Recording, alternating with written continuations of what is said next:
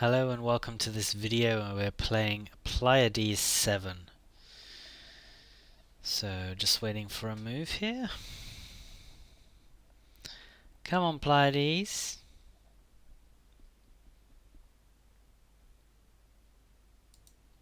Here we go. Okay, so we'll go with e5. And just taking here. Yeah. I'm not quite sure what the right response to this is. But I guess c5 is at least interesting.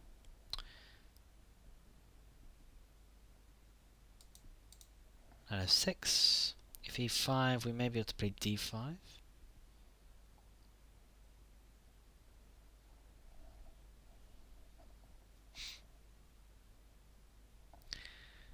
If knight bd2, okay, so just hitting the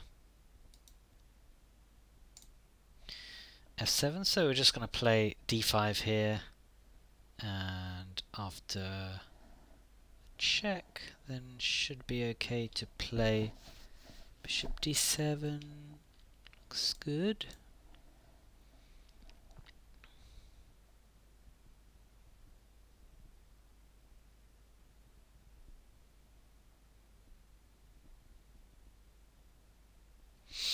So, not sure about this. Looks okay for black. And I think now we want to try queen takes. We could play knight b takes, but I think queen takes I like a little more. Okay, so let's try knight here. We're attacking the knight, so f3, doesn't achieve anything.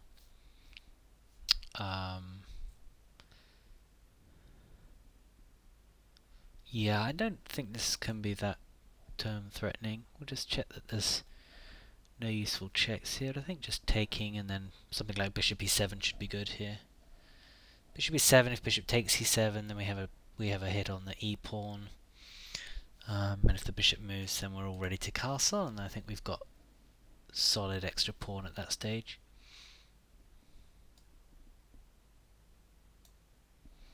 So just pre-move the recapture with the queen. Yeah, so I guess f4 from white here. Okay, so queen takes e5 just loses. So let's castle and renew the threat of queen takes e5. It loses to the pin here, so we could try f6 now. f6 takes is fine for me.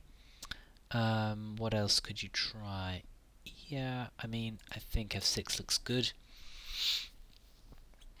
This pawn block here looks fairly solid. I don't see an easy way for white to undermine it. And we're threatening just fe, fe.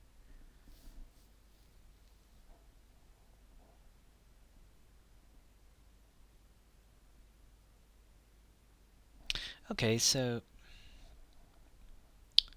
that's a nice move. F takes, rook takes with a hit on the queen. We could then answer that with queen f7 hitting f2 and the rook on and protecting the d rook. If the pawn takes, then I'm not so bothered about the pawn taking. Okay, so my idea was this move.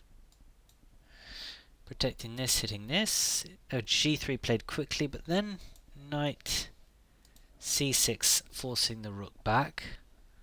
And then I think we're ready to play rook a e8 to challenge the rook on the file. He could play rook g5 here. But yeah, I think just rook here. Once again, these pawns. Yeah, so yeah, I think we just get the queen on the open file here. I think queen here, and then we've got some of these white squares as well. And we're threatening to come right in now down here. Yeah, I think this must be good for black now. Okay, so we could look at something like d4. Yeah, lots of options now. Something like d4. Yeah, let's get this check in, I think. Do we want that check in? I'm not sure if we do. I mean, I'm looking at d4 cd and then knight in. But I'm wondering actually if, rook here. This may be the idea. Okay, let's get the check in first. Okay, so now maybe we just play c4 first actually. I mean, this is the only issue. If we're running into rook e1 here. Is this the problem? Ah, rook e1. Wow. I think rook e1 might have been pretty nasty there, so we might have just got a bit lucky. Let's just have a look at the check here first, then after the check we can go back. Yeah, I don't know if that's great. I think we just move the queen back again to here, and then the idea is to play this move here, d3, and then bring the knight in. Okay, so that covers that. So let's get with d3, and if cd then knight in. We've also got the check here. Ah, okay, so that's interesting. So now you would meet the check with that, so that's good. Yeah, check and then rook back. Yeah, I mean, I think we just push on with this now. Need to maybe move a little bit quicker. Rook e1 we can just take. Okay, so I guess... yeah, interesting. So, yeah, that's fine. Yeah, so let's pin this rook, the f3 rook, and then try and play rook e2. That's what we're aiming for now. I mean, I think black's objectively winning. Question is whether I have time to achieve that. But we have a passed pawn. Well, hang on. We're just... surely we're just forking... not forking, but just pinning the queen now, right? So I think... let's just check we're not making a mistake there. But I mean, I think of all the moves, that was not the right one. I think just rook f2, something like that. Okay, so... this knight is on prise though, right? So that doesn't... yeah, just taking the knight now. That doesn't help you. And I guess... yeah, okay, so... I think we just take this. Yeah, okay, so... and then something like rook d2. This rook is pinned actually, so we're threatening rook here to attack the pinned piece, and then I think it's really all over. Okay, that solves that problem, so... oh, alright. Yeah, okay.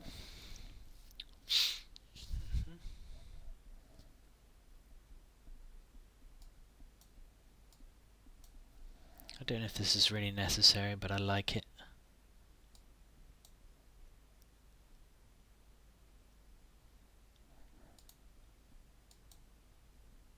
Ugh, just overcomplicating my life here.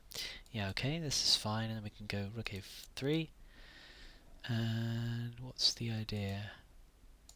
So now we want to check, and then we can push this on, can we not? So here you can't take this, and then... ah, but you take that. No, that's no good. Your king takes here, we're losing the rook. Okay, that's good. And take this one. And...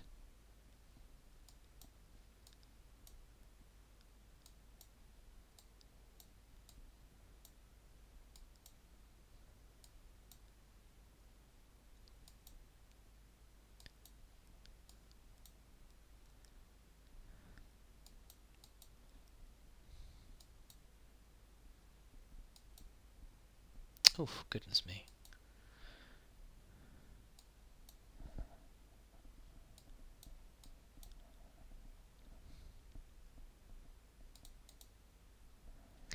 Okay, so we'll just pause and reflect. So I was just thinking about critical moments here and how the game went. I mean, I actually think this may be the critical moment right here, because we're playing d5 to stop this f7 threat, and I think if white just says, okay, let's take this, we can trade here, but he's getting some play then, um, with the opening of the e-file maybe. But I think bishop b5 just is helping really me with my development, and if he doesn't get this pawn back, these pawns actually are quite strong. So I think already it's gone wrong for white. Then